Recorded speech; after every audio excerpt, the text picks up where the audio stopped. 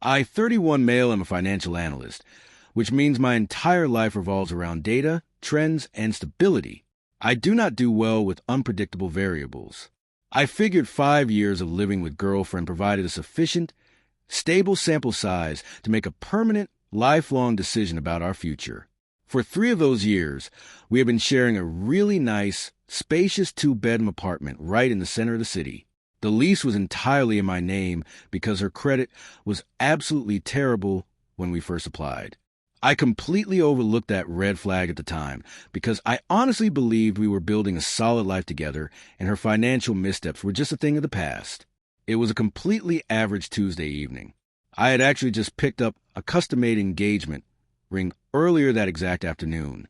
It was a flawless diamond that cost me exactly $15,000. I am meticulous about documentation, so I had the appraisal papers, the insurance rider, and the receipt perfectly organized inside my home office safe. We were sitting on the living room couch, eating takeout food, and watching some random television show. The atmosphere was completely normal and relaxed. I decided I want to casually test the waters about timelines before I plan out the actual, formal proposal for that upcoming weekend. I just looked over at her and simply asked if she had given any thought to what season or month she might want to plan a wedding if we were to take the next step in our relationship. Her reaction completely defied all logic and reason.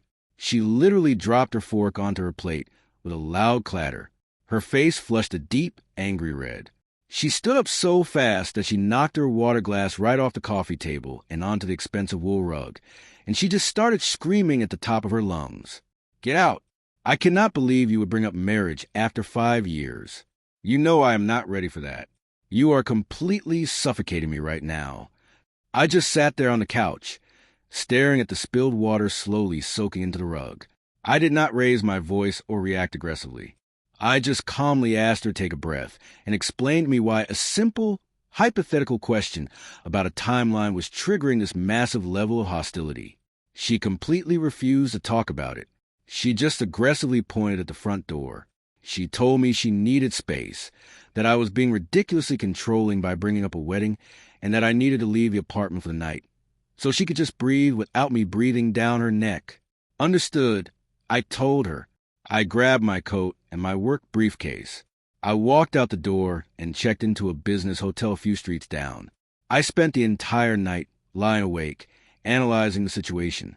People do not just randomly detonate over a simple timeline question unless there is a hidden external pressure point they are trying to manage. The math of her reaction just did not add up. The next morning, I knew she had her weekly 9 a.m. hot yoga class that she never missed. I waited until I knew she was gone, and then I went back to the apartment to pack a bag for a few days to give her the space she demanded. While I was in the bedroom gathering my toiletries and some clothes, I heard a constant, rapid buzzing coming from her nightstand. She had left her iPad behind in her rush to get to yoga, and it was synced directly to her phone. I am generally not the type of person to invade someone's privacy, but the message notifications rapidly flashing across the lock screen left me with absolutely no choice but to look. The notifications read, "Co-worker.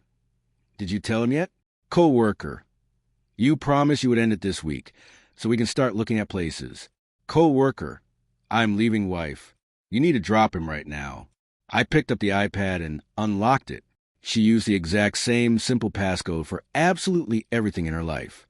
I spent the next 20 minutes sitting on the edge of the bed, scrolling through 8 months of a fully active, entirely parallel life. Girlfriend and co-worker had been sleeping together in cheap hotel rooms, coordinating their schedules to take sick days from work to go on day trips, and actively planning to move into a new place together. Her massive panic attack the night before had absolutely nothing to do with me suffocating her. It was entirely about her dual realities violently colliding. She wanted to keep living entirely rent-free in my apartment while she finalized her safe exit strategy with him. I did not pack a weekend bag. I packed absolutely everything I owned. I got on my phone and called a premium moving company that specifically specialized in rapid, same-day extractions. I paid a massive premium for them to arrive within the hour.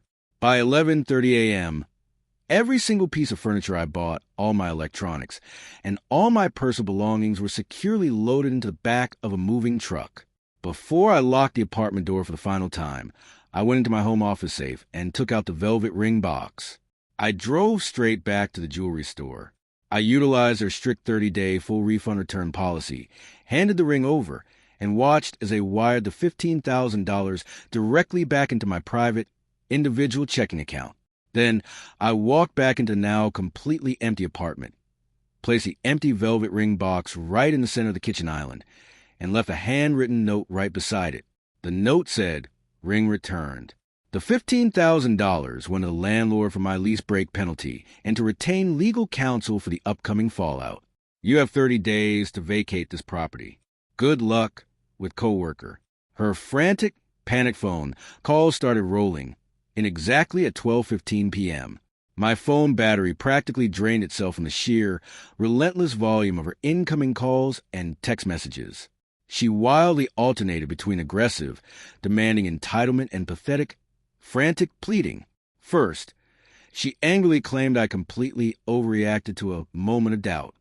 Then, she aggressively demanded to know exactly how I access her private messages, threatening to call the police and have me arrested for cyber crimes and hacking. I completely ignored all of it. I got in my car and drove directly to the property management corporate office. Legally speaking, breaking a lease midterm in our specific state requires a mandatory 2-month rent penalty. I walked into the manager's office and paid the $6,000 fee via a certified cashier's check right on the spot.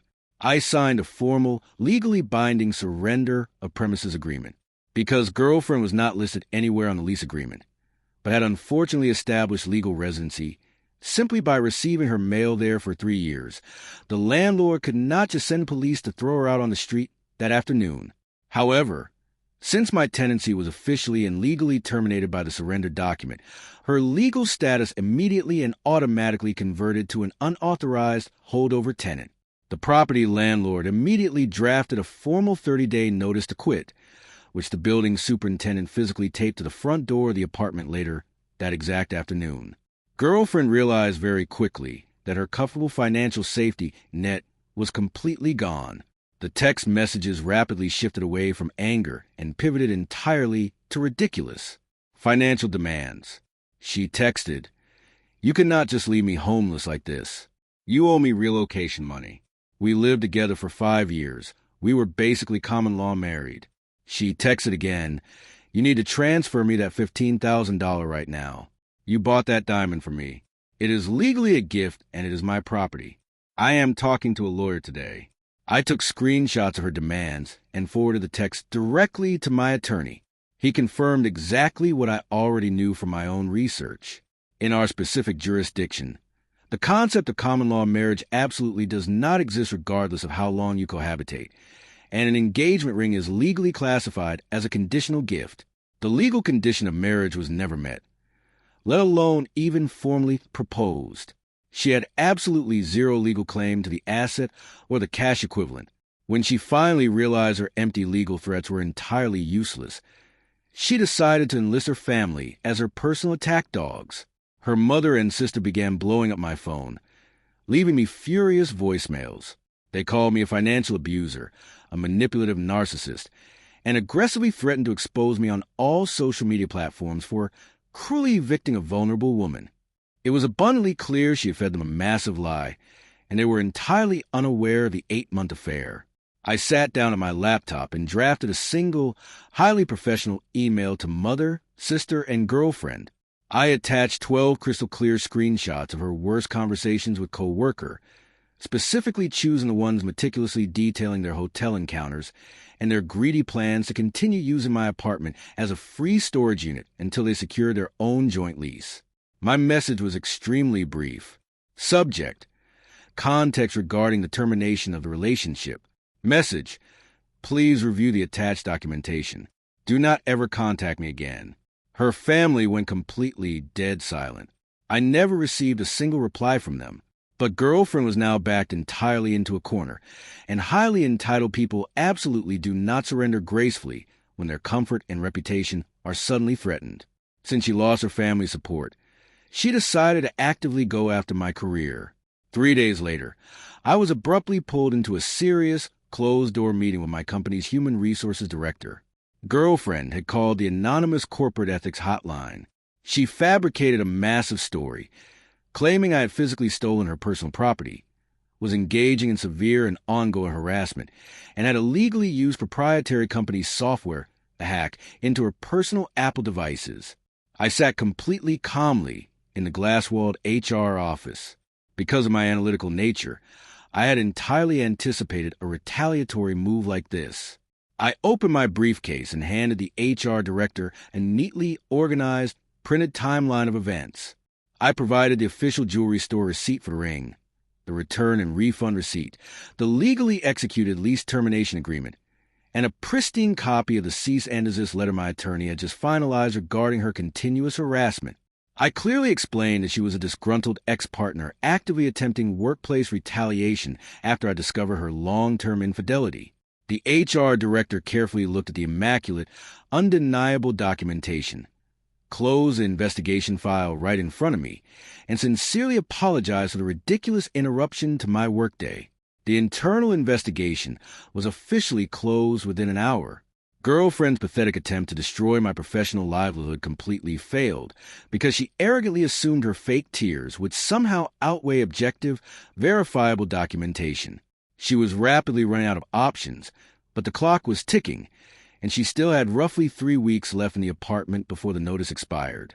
The 30-day notice finally expired. Girlfriend did not pack up and move out. She stubbornly assumed the landlord was just bluffing to scare her. She was incredibly wrong. On day 31, the property management company's legal team filed an unlawful detainer lawsuit in the county civil court. Because I had properly executed the surrender agreement and paid the massive penalty up front, I was completely and legally absolved from the eviction proceedings. Girlfriend was named as the absolute sole defendant on the lawsuit. While she was frantically trying to fight the corporate property manager, she ramped up her dirty tricks against me. She desperately attempted to access my private bank accounts by calling the customer service lines, crying, pretending to be my frantic wife, and trying to forcibly reset my passwords. She completely failed because I had immediately implemented strict two-factor authentication and added voice recognition security protocols to all my financial accounts the exact day I moved out. Since she could not successfully steal my money, she decided to try and legally force me to give it to her. I was served with official papers for a small claims court. She was suing me for $10,000, which happens to be the absolute maximum limit you can sue for in our county small claims division. The cause of action listed on her filing was intentional infliction of emotional distress and breach of verbal contract. In her attached, rambling statement, she claimed I owed her half the value of the returned ring, plus complete reimbursement for a non-refundable luxury tropical vacation we had booked for later in the year, plus arbitrary financial damages for severe trauma of a sudden and cruel breakup. I reviewed the ridiculous filing with my attorney. He actually laughed. He did not even charge me for the hour. He just told me to show up to the courthouse, bring my solid documentation, and let her dig her own grave when she spoke to the judge. Meanwhile, while I was preparing for court, I realized I still had one piece of unfinished business. Her co-worker was still floating through his life without facing a single consequence for his actions. Girlfriend was taking the absolute brunt of the fallout, but he was a willing co-architect of the betrayal. I utilized a standard public record search and a little bit of deep social media cross-referencing to easily locate co-worker's wife. I did not send her a dramatic, emotional message. I did not try to call her and yell. I treated the entire situation exactly like a forensic financial audit. I bought a high-quality, heavy manila envelope. Inside, I placed clean, printed copies of the iPad screenshots, using a yellow highlighter to mark the specific dates, times, and hotel locations. I included a formal cover letter stating exactly who I was, detailing exactly how long the affair had been actively going on, and I provided my direct contact information in case she required formal verification for her own divorce proceedings. I sent the entire package directly to her workplace via certified mail, strictly requiring her direct signature for delivery. 2 days later, my phone rang. It was an unknown number. I answered, and it was co-worker's wife. Her voice was shaking slightly, but she was incredibly composed and professional. She asked me 3 highly specific, clarifying questions about the timeline of the hotel stays. I answered them directly and honestly. She quietly thanked me for bringing the truth to her attention and hung up the phone. By the end of that week, the collateral fallout was absolutely spectacular. Girlfriend sent me a massive barrage of furious, unhinged texts. Co-worker had abruptly and viciously dumped her. His wife had confronted him with the highlighted evidence, immediately drained their joint marital savings accounts into a secure, separate trust, and formally filed for divorce citing adultery.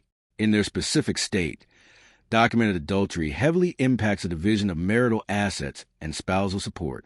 Co-worker, suddenly facing a brutal, life-altering financial reckoning, turned all of his panic rage directly onto girlfriend, aggressively blaming her for her sloppy security with her Apple devices. Girlfriend was now entirely, completely alone. She had no rich boyfriend to move in with, absolutely no backup plan, and an active, damaging eviction lawsuit sitting on the public court docket. But she was stubborn, and she still arrogantly believed she could somehow win in small claims court. She was heavily banking on playing the helpless victim in front of a sympathetic judge to get a quick 10 grand. The morning of the small claims hearing arrived.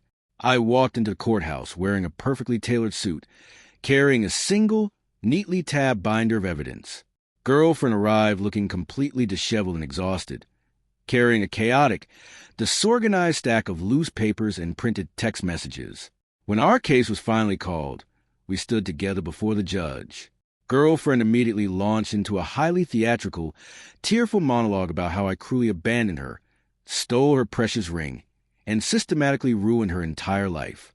The judge, who was a stoic, no-nonsense older woman with absolutely zero tolerance for courtroom dramatics, immediately held up a hand to silence her. "Ma'am, this is small claims court, not a daytime television drama." The judge stated firmly, her tone icy, "You are claiming intentional infliction of emotional distress. That specific legal claim requires extreme and outrageous conduct. Breaking up with you and moving out is not outrageous conduct. It is an unfortunate reality of adult life. Now, regarding this vacation reimbursement, do you have actual proof of a verbal contract or proof that you paid for this trip?" Girlfriend stammered, shuffling her messy papers. "Well, he put the entire trip on his credit card, but I gave him $5,000 in cash to cover my half. He owes me that cash back." The judge did not miss a beat. "Excellent. Then you can easily provide the court with the bank statements showing a $5,000 cash withdrawal from your account around the date the trip was booked." Girlfriend completely froze. The color drained from her face. I don't have the statements with me. I keep cash at home." "So you have absolutely no verifiable proof that you suffered any actual financial damages regarding this vacation?" The judge interrupted smoothly. "And regarding the engagement ring, the law in the state is exceptionally clear. An engagement ring is a conditional gift given in contemplation of marriage. No marriage ever occurred. The condition was not met. The ring legally belongs to the purchaser. Case dismissed with prejudice. And ma'am, do not ever waste this court's valuable time with frivolous, baseless filings again." The entire hearing lasted less than 6 minutes. Girlfriend looked completely and utterly destroyed as the bailiff firmly directed us out of the courtroom. The absolute final blow came exactly 3 weeks later. The unlawful detainer process officially concluded. The housing court judge ruled entirely in favor of the property landlord. Girlfriend was handed a formal court order giving her exactly 72 hours to completely vacate the premises, or the county sheriff's department would arrive to physically remove her and her belongings from the property. She had desperately tried to secure a new apartment during those 3 weeks, but she failed entirely because the active eviction filing immediately appeared on every single background check and credit pull she attempted. No legitimate landlord anywhere will ever touch a prospective tenant who has a fresh, active eviction sitting on their public record. With her credit completely ruined, her personal bank account drained dry by her own pointless legal filing fees, and co-worker entirely out of the picture, she had only one single option left. She frantically packed whatever she could physically fit into the back of her small sedan, abandoned the rest of her cheap, bulky furniture inside the apartment, and drove 12 hours straight back to her home state to live in her mother's tiny spare bedroom. I received a highly reluctant email from her mother a few days later. It definitely was not an apology, but it was a quiet acknowledgement of defeat.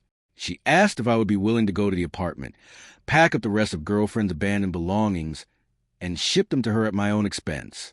I simply replied with a link and the contact information for a local junk removal service, and told her the landlord would likely be trashing it all by the end of the week anyway. I never heard from a single one of them again. I moved into a brand new, highly secure building closer to my office. I kept my new apartment entirely to myself. My finances remained perfectly intact, and my peace of mind was completely restored.